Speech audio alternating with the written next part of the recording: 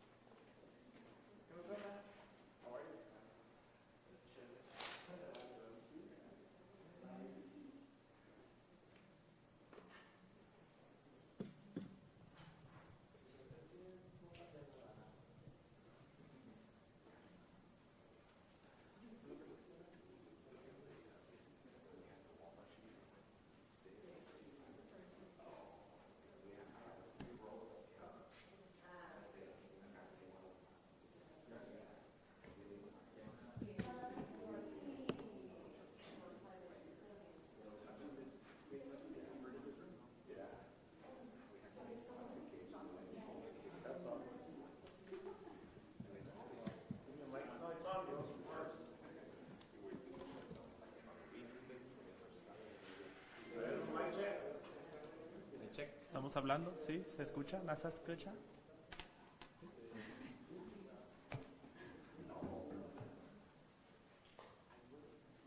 Test 1, 2, 3, 4. Testing 1, 2. 1, 2, 3, 4. Testing 1, 2, 3, 4. Testing 1, 2, 3, 4. Testing 1, 2, 3, 4. Testing. You didn't put your middle. You put your middle phone here? Okay. Oh, it's right. Is this? Okay. Oh, okay. You're not gonna get because of this.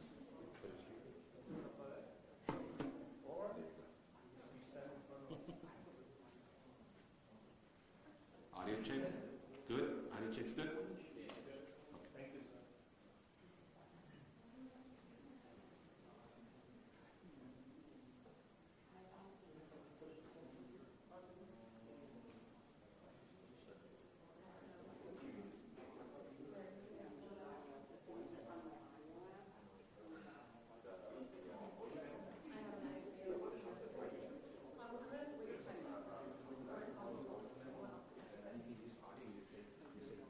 No, for sure, but this is the one I use normally to record stuff.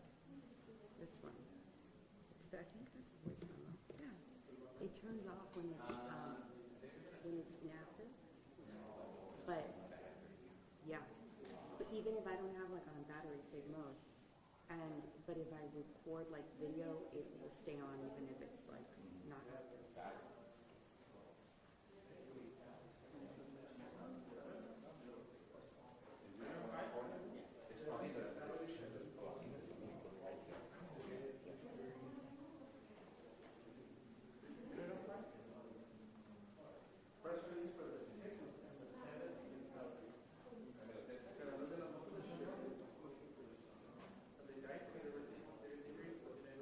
Testing 1, 2, 3, 4. Testing 1, 2, 3, 4.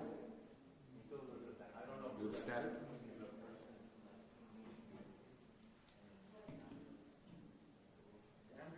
You have line of sight now. You should be good. Testing 1, 2, 3, 4. Testing 1, 2. Okay. Then it's your system. It's your yeah. Because you have line of sight from there. There's nothing in the way.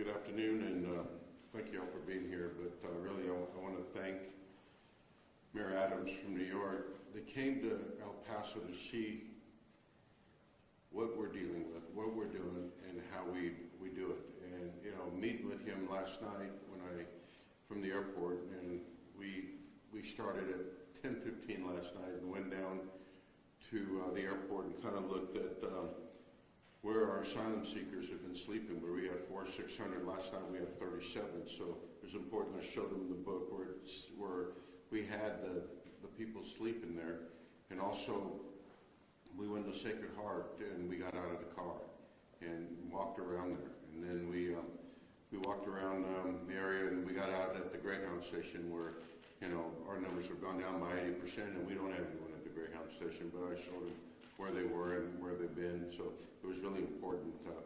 It was, and I'm going to come back and talk in a little bit because I think it's important that we hear from Mayor Adams because we have a lot of things in common and we have a lot of things that we've talked about that we really believe that making things and changing some things will make a big difference. But I'm going to allow him to really talk about those things because, like I said, we've had the president, we've had 8 senators, and now we have the mayor of New York, and coming down here and seeing how we do it. And and we talked about that in December, we had over 54,000 people coming to our country through El Paso, and how it's a federal issue, and how we talk about that the immigration process is broken, and that we need to continue to find a way of really not putting a Band-Aid on it and coming with a solution, because we need to be able to change the narrative that's going on in our country. And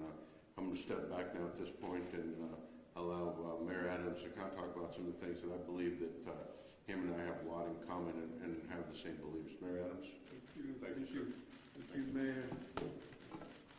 Thank you, and really, from you spent so much time. You have been really humble with your time and your team for joining us last night, greeting us at the airport, and showing us that good hospitality that is clear this city knows all too well. And I'm here joining my team, my Commissioner of the Office of Immigrant Affairs, my Commissioner of NISM, my Chief of Staff. I know you join us also with your Chief of Staff and my Deputy Chief of Staff to come here and see firsthand. Clearly, the numbers that you have witnessed over the last few months were different from what's here now, because we have a pause, not a period. We're not at the end of the sentence of the migrant asylum seeker issue. We have a pause because what's being played out in the Supreme Court and what's being played out really on how we're going to take the next steps forward. So the real question becomes, what are we going to do in this moment? The pause we're seeing directly here in El Paso is not the pause we are seeing in New York. Last week we received 3,100, a week and a half ago we received 3,100 migrant asylum seekers, and in one day over 800, close to 840 asylum migrant seekers in one day. That is a record in our city. And so it clearly states that even while this conversation is taking place across the country on what is going to happen with the Supreme Court's ruling and decision, it is still impacting New York City. New York City has become the river. Many rivers are coming from all over the country, and they're going directly to the city of New York. And it's impacting our cities. And I want to be clear on 2 things as we go through the observation and our purpose of coming here today. One, there is no country that is more humane in treating asylum seekers and those who are migrants. No country is more humane.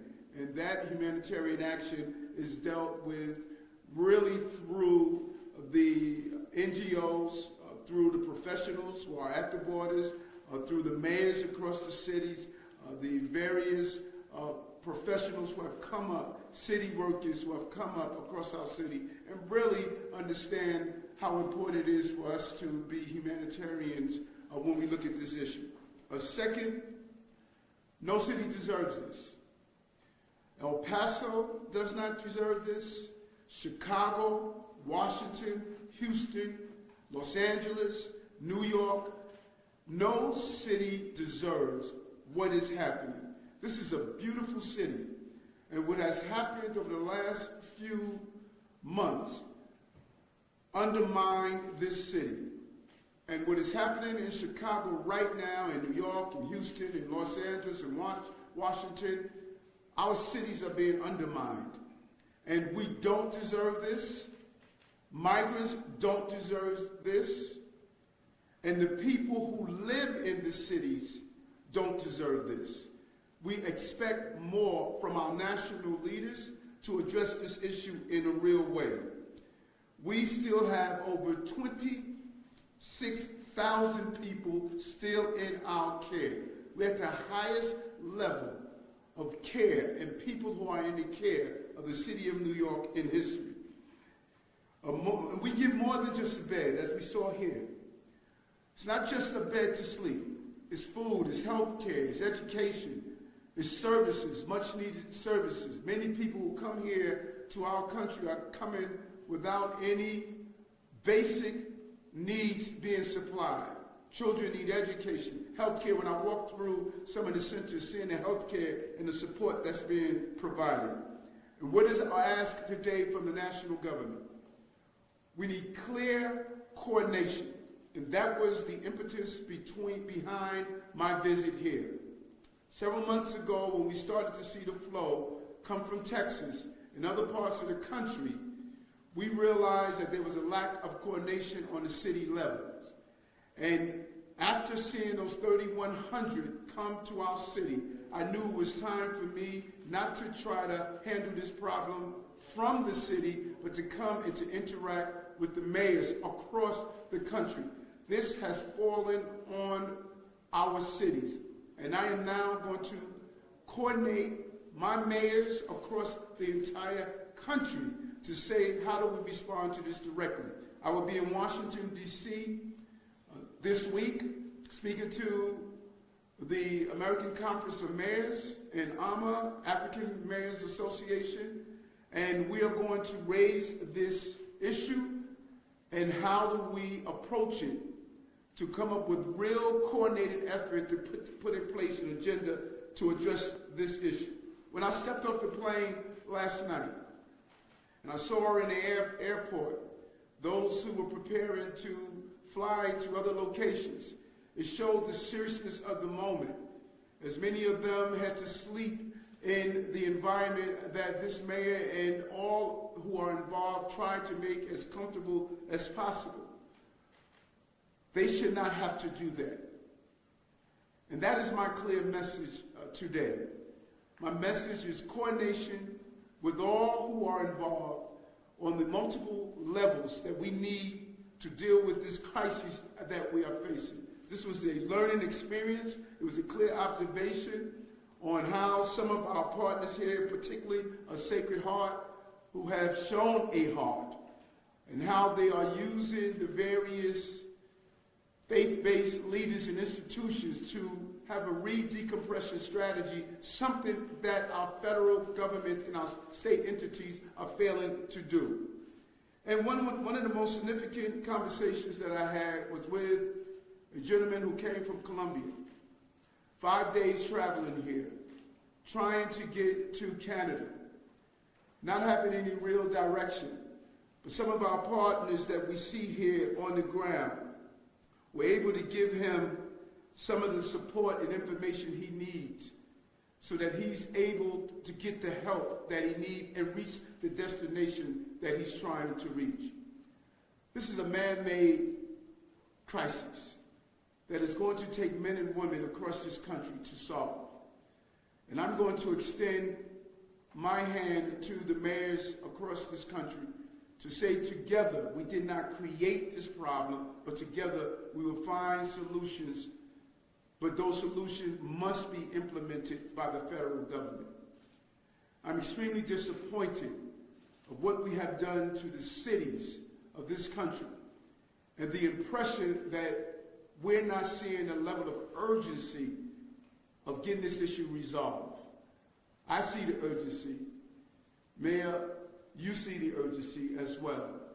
And other mayors across this country witness the urgency that we're facing.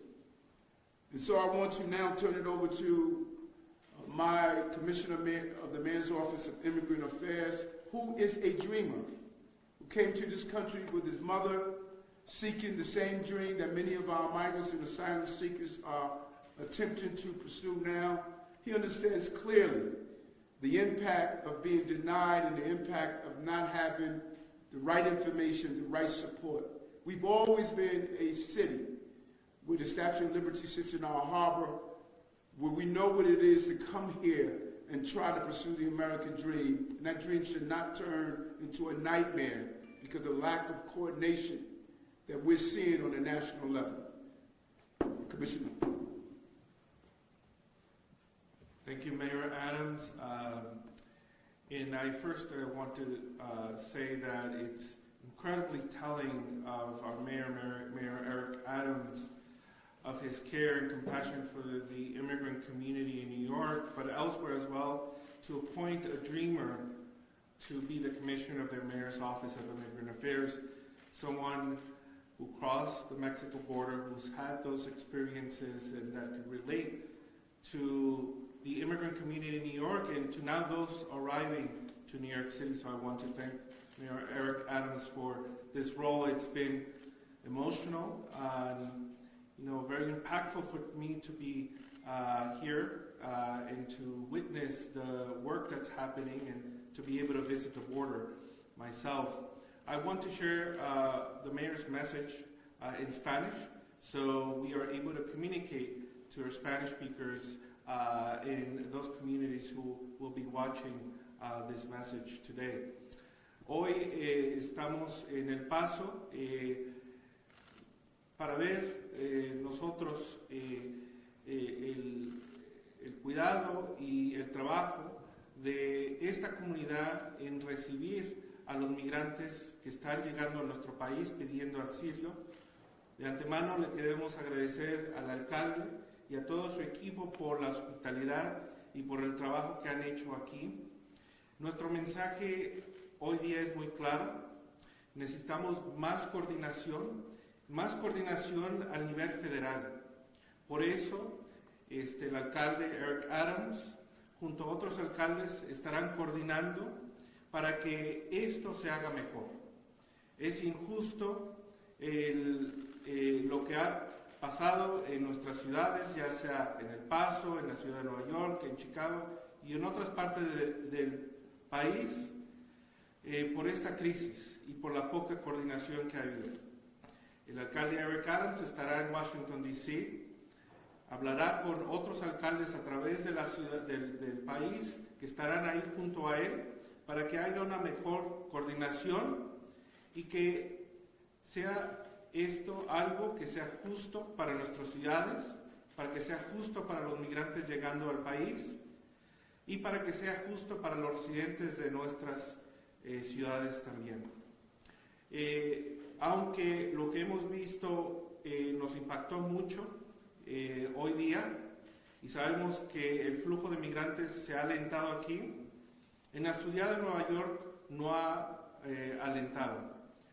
Hace una semana recibimos más de 3,000 personas a nuestros albergues, migrantes que vienen a autobuses buscando albergue y otros recursos, y solo en un día llegaron 800 personas, y eso es un récord para nosotros.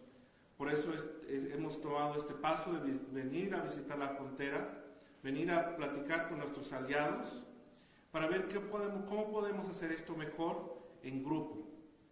Nos impactó mucho visitar el centro de la Sagrada Corazón y todo lo que están haciendo por los migrantes llegando y todo el apoyo que se les está otorgando.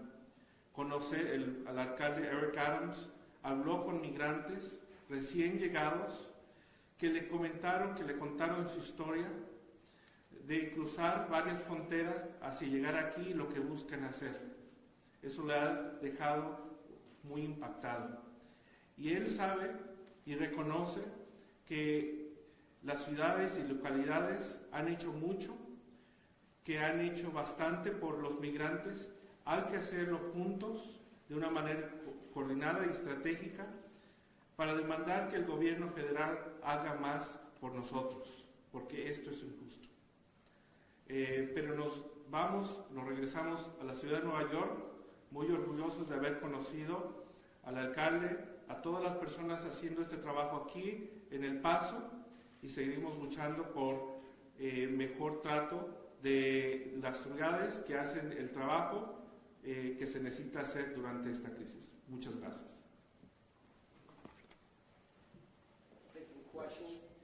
And again, Mayor Adams, thank you again.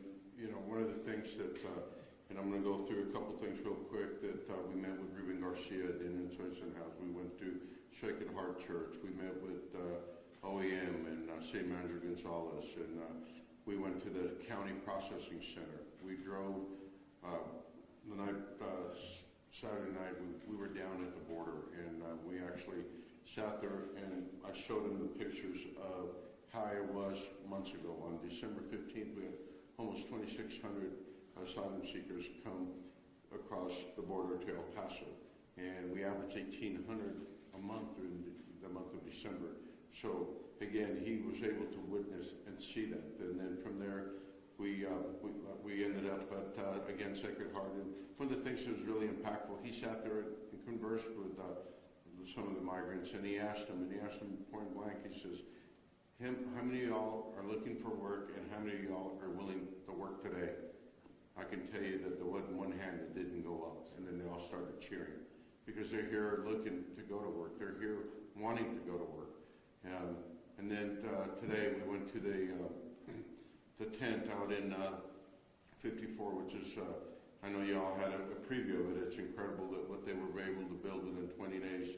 And I told the mayor today that we witnessed that it will withstand a windstorm.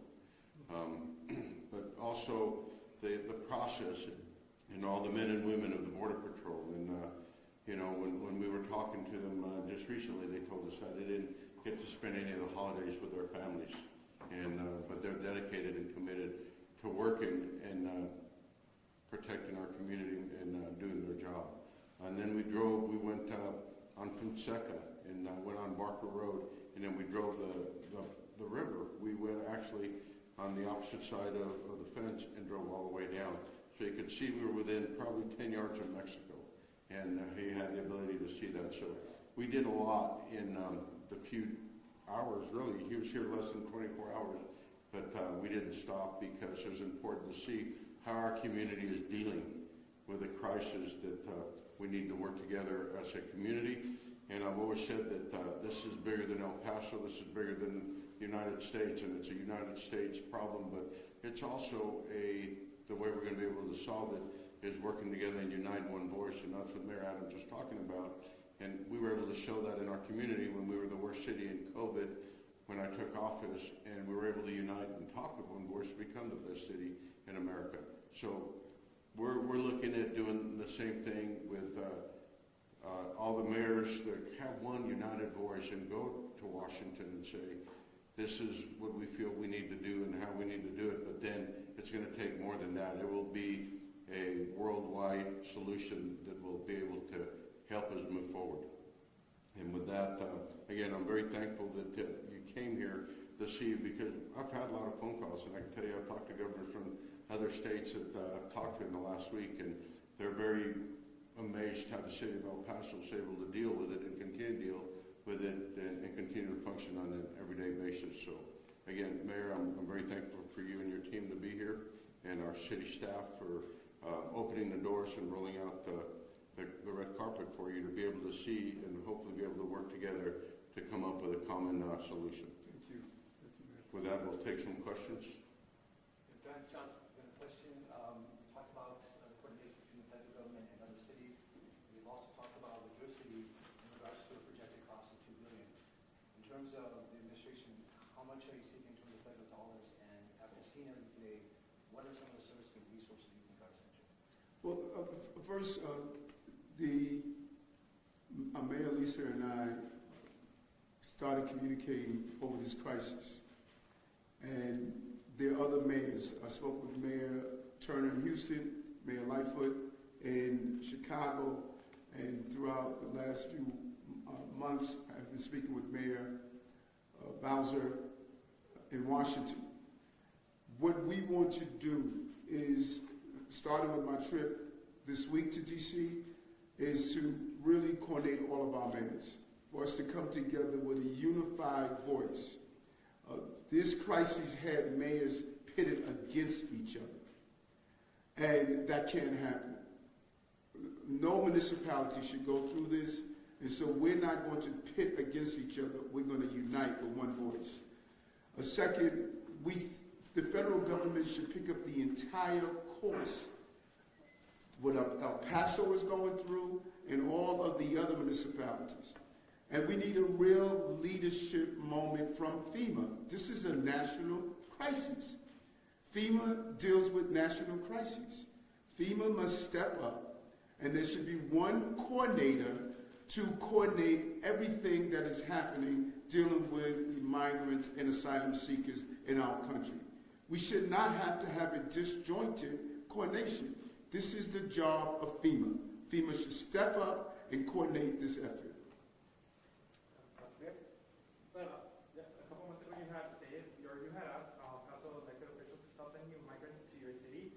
I just don't know that you actually stopped understand what's going on and you're saying it's a federal problem. Why would you ask the elected officials to stop sending new migrants if it's a federal issue? I'm sorry, what would I ask? So why would you ask Paso elected officials to stop sending new migrants if it's a federal problem? It's also not their fault that. No, we are clear, and we're asking everyone that New York cannot take more. We can't.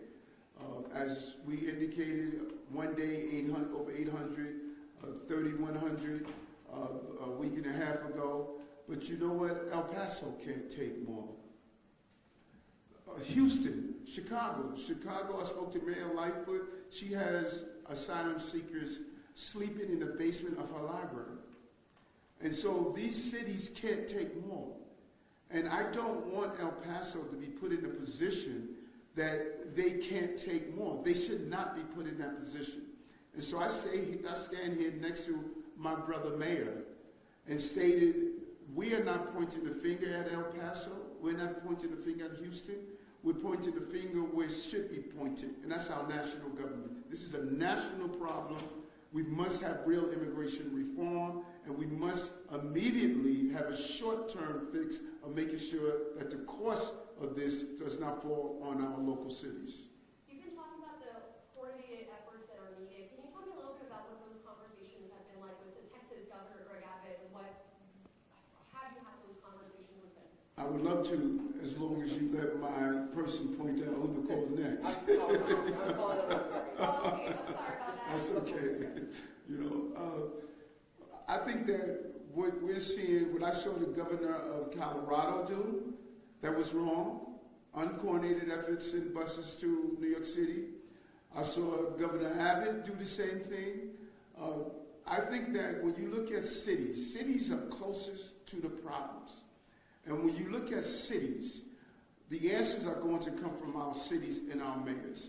And I thought the behavior of both the governor of Colorado, who's a Democrat, and the behavior of the governor of Texas, who's a Republican, I think they had a bipartisan disrespect for the cities. And it was wrong. And it should not happen, and it should not continue to happen. Two questions. One is about, you're talking about New York can't take more. I speak to a lot of migrants who say they want to go to New York. Some of them are going through the asylum process and may have the money to move on their own. Others do not.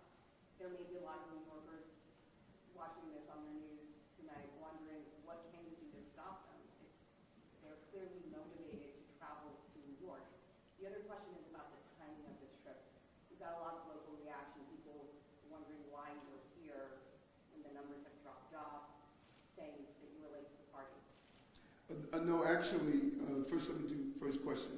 We learned today, which was very informative, and that's why it was important to come here. that there are websites that are advertising that New York City, basically streets are paved with gold, that there's automatic employment, that you're automatically going to be living in a hotel. There's a conversation among those who are asylum seekers and migrants who are getting given the false impression that if you come to New York City, everything is fine.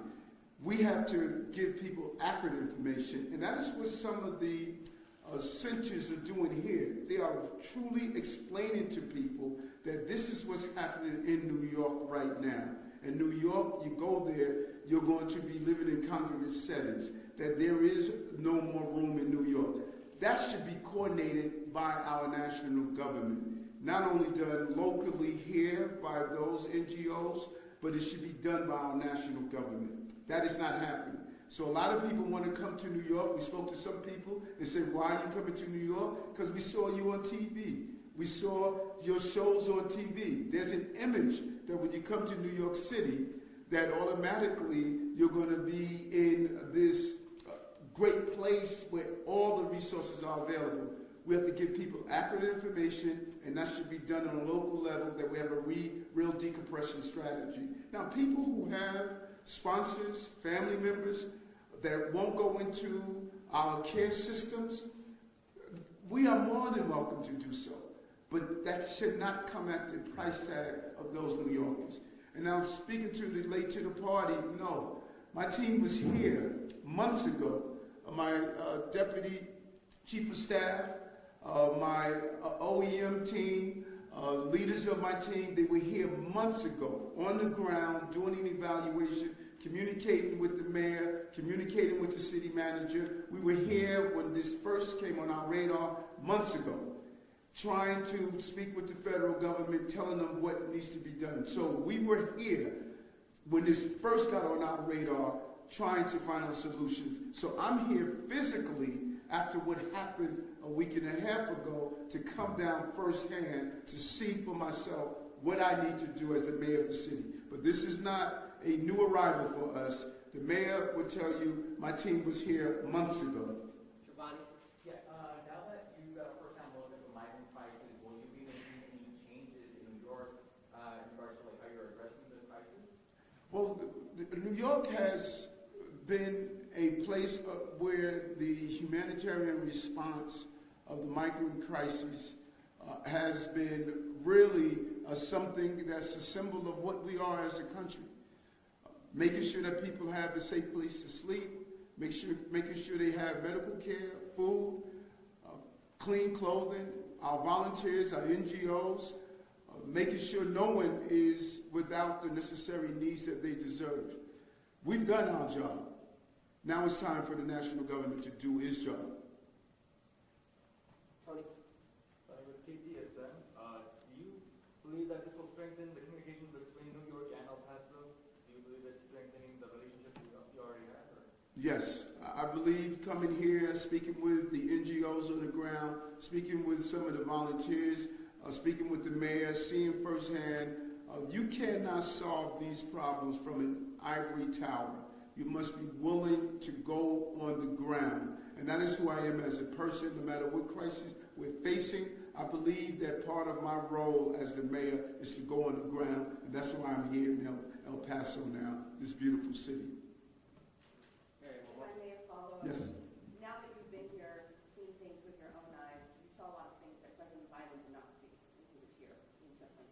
What is your message, or what sort of communication do you have with the White House about solutions moving forward? And I think it's more than just the president. Real, true immigration reform is going to come through the Senate, Congress, and the White House. If we just state, Mr. President, what you're doing, what are you doing, then we're not really responding to the crisis we're facing. The Senate, Congress, and the White House must all come together and deal with real immigration reform. But the direct needs right now, I believe that we must appoint a FEMA leader that is going to come in and look at this and coordinate our response. It is wrong for El Paso to have a response, for New York to have a response. We cannot have these disjointed responses. We must have a coordinated response, and that must be held by FEMA. This is a national emergency in crisis that must be addressed that way. I'd like to answer a little bit of what your question there. When you talked about what the president's got to see and didn't see, it's a little bit two different types of visits. The president actually met with the people on the front line. The president actually met with the Border Patrol, actually met with CBP, actually met with the NGOs, met with the people that actually are providing a service for the migrants. And one of the biggest questions that he asked was, what can I do to help you do your job? What do you need? He knew the answer, but he wanted to hear from them.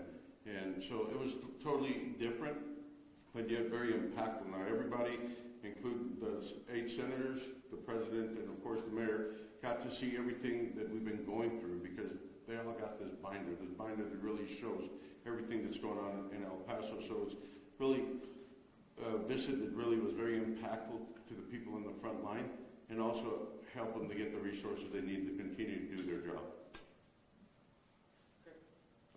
Thanks. One more. Got one more. Go ahead. So are you going to continue to go to different cities if the busing continues to take them to New York? Well, I am. Your question was, am I going to continue to go to different cities? Yes. I'm headed to Washington this week. I'm going to speak at the American Conference of Mayors.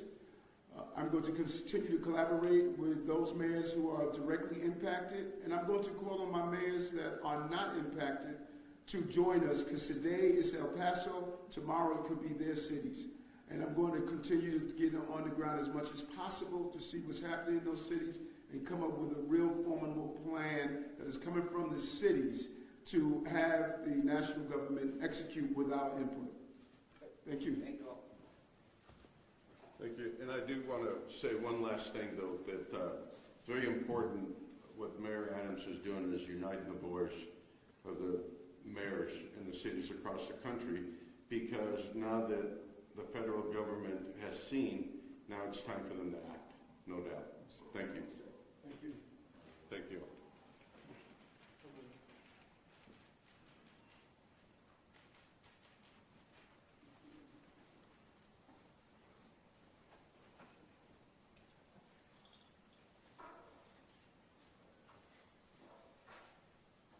Hey folks, just flagging one thing. He talked about the Colombian asylum seeker that came in. It was a 5-month journey, not a 5-day journey. So I just want to correct that for you guys. Right? Yeah. Yeah, 5 days. 5 months. Yeah. Thanks all.